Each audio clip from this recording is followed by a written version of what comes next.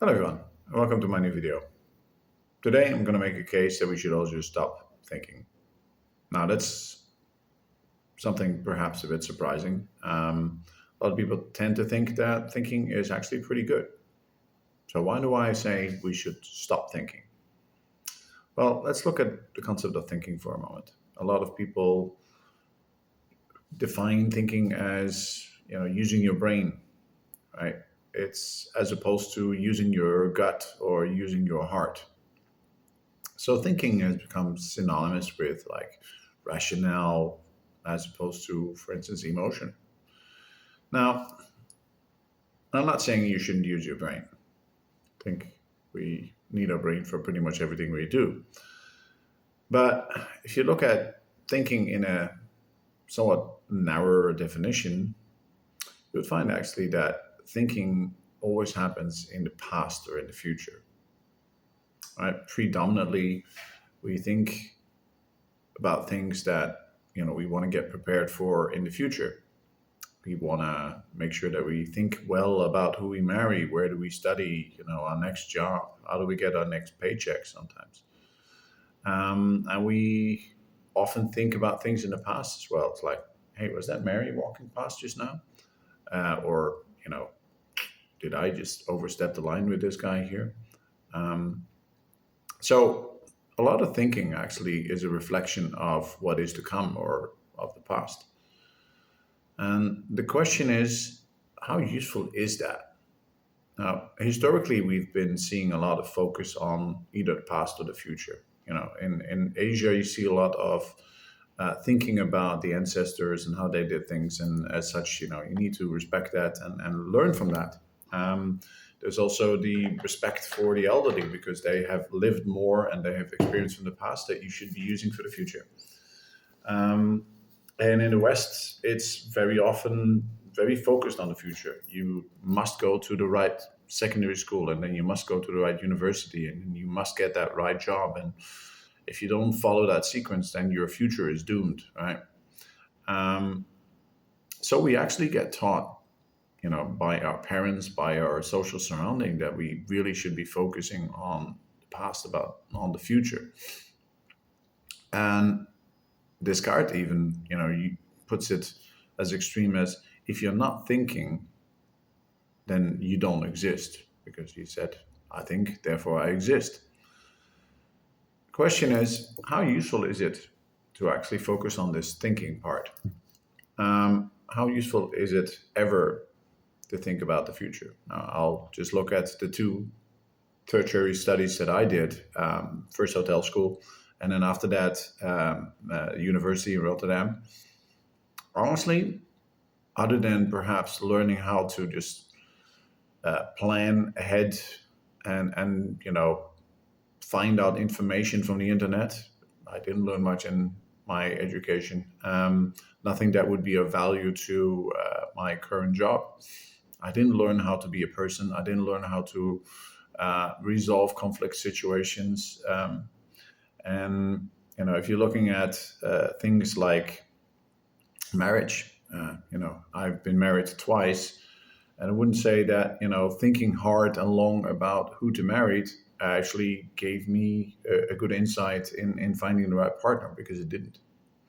Um, so the question is, how much sense does it actually make ever to really focus on the future and think about the past?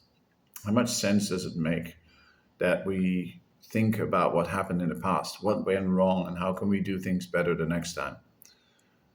The thing is, very often the past is a poor predictor of the future. And it's useful to spend maybe some time on it, but quite frankly, very often you think you're ahead of the eight ball in terms of we've learned from our past, and then a completely new situation arises and still catches you sideways. So honestly, there is always new situations coming up, and I'm not sure how much you should learn from the past. I think the main thing, though, is that we spend far too much time in the future and in the past, and we miss out on the present. And I think that's the real danger of it. I mean, if you have really nothing else to do, by all means, go and mesmerize about the future, reminiscent about the do you say that word actually? Reminisce? Somebody let me know in the comment section how you pronounce that verb. About the past. But quite frankly, we all have busy lives. We walk through life looking at the here and now, and we should be looking at the here and now. And if we focus more on that, we actually find that there is a lot more value that we can get out of using our brain. I wouldn't call that thinking, I would call that observing. Thinking for me is like I sit down and I'm going to really figure out what I'm going to do with my life. Observing to me is, hey, you know what? What is my situation right now? And who am I encountering here? Who am I meeting? What do I enjoy right now doing? So, honestly, you can be perfectly in the present and still have a sense of direction. It doesn't mean that you're thinking about the future. It means about right now, which direction do I walk into? And that's a whole different ballgame from saying, you know what, in 3 hours' time, I want to be in this location. No, you know what? Right now, I'm here. Right now, I want to walk in that direction because that's where some stores that I think I need some things there. I'm going to walk in that direction. And if somehow halfway through it turns out that that's not a smart idea, then I'm going to change direction. So it is direction rather than a plan for the future. And it is understanding where you are rather than wondering how you got there. Does it matter how you got there? No. You need to understand where you are. And sometimes, in order to understand where you are, you need to look at where you came from because you're lost. It happens to me as well, and you need to perhaps backtrack your steps a bit. But by and large, just observe where you are and make up your mind where you want to go, and be flexible enough to actually change that as and when you need. And it leads to a unique kind of, I call it one-pointedness, a unique awareness of your surrounding. It also helps you to focus on blind spots that you've been missing out on because your head was just stuck in the future. You see a person that you meet as just a means to an end, that this person is going to help me do X, Y, Z in the future. Whereas you might be completely missing out on the fact that that guy might actually have a completely different agenda, right? And he might be able to, or might be intending to just rip you off or help you, right? You might think somebody is an enemy, and actually you're missing the point that he's actually trying to help you. Why? Because you're too focused on where you want to go rather than on a person right in front of you. And it also helps you to see the beauty of things a bit more. If we just focus a bit more on what's right in front of us, we can actually see that in every person there is some beauty and some ugliness. You have a choice in life. You can choose to look at the beauty of things, and you can choose to look at the ugliness of things. That goes for yourself as well as for the people around you. I saw this interesting quote today on the internet.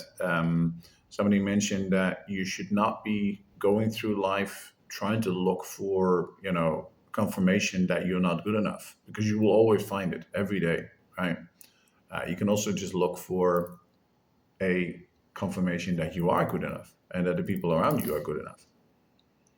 So bottom line, to me, that focus on the here and now, that consciously staying away from thinking about the future, thinking about the past, that acute awareness of what's happening right now, that is really where life starts, and where you start picking up on good things that you don't want to be missing out on. To me, I call that being in the eye of the storm. There's so much going on, but if you really just rigorously, religiously almost, refuse to just think too far ahead and keep observing what's going on right now, and you keep adjusting your direction based on common sense, you will be in the eye of the storm.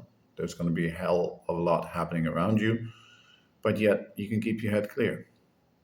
I've been trying to play that game for about a year now, And I've had some amazing results. I mean, you can just literally see things in the future and in the past just pop up. And, you can just try to spot them out. It's like, hey, you know what? Actually, I think I started thinking about the future again. I see it right there. And, if you play that game well enough, it will bring you back into the present moment. Thank you for listening. Check you next time.